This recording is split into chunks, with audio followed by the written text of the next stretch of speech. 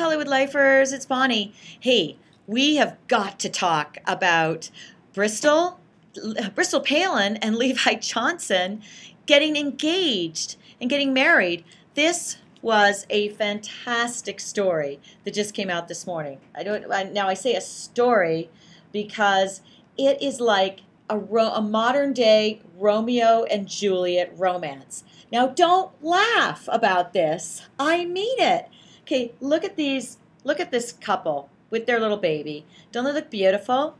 Now, I don't know about you, but I'm not surprised. I thought these two were going to get back together. You know, there was clearly so much passion there still. That's why they were out dissing each other so enormously over the last year. But, you know, here they are. Now, why do they like Romeo and Juliet? Okay, here they are. They're teenage lovers.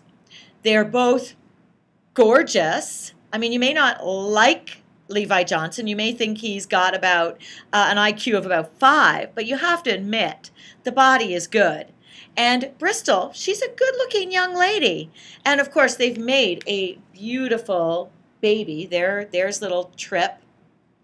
And they got together. They were high school sweethearts, so young, but they were from very different backgrounds. Just like the Montagues and the Capulets, he's the son of what Sarah has implied is white trash. His mom was convicted for selling drugs. I mean, not good stuff.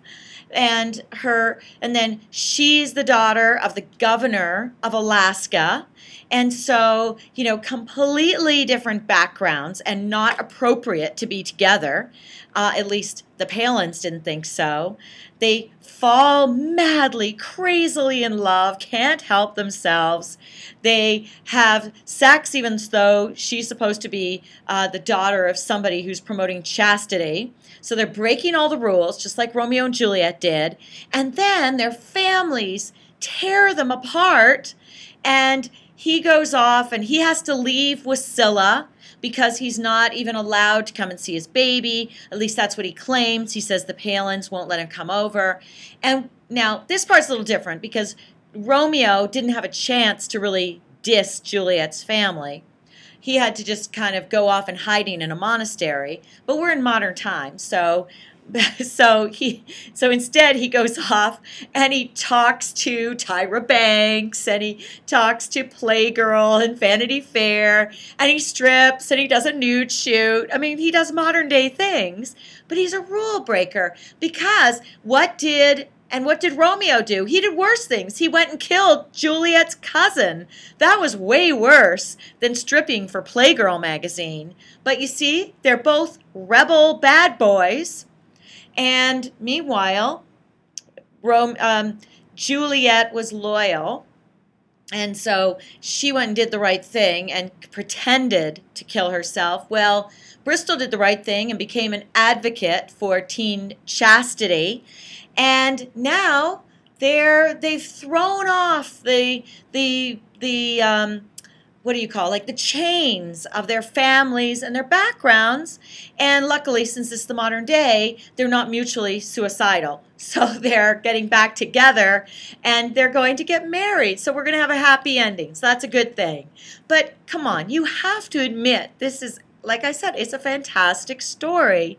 And they're still, you know, got disapproving families, because Sarah Palin issued the most icy statement, which you can read in my written blog that's going along with this, like icily not accepting this. Of course, how many mothers would be happy about finding out their daughters are getting married because their daughters went to a national magazine and announced it on the cover without even telling them?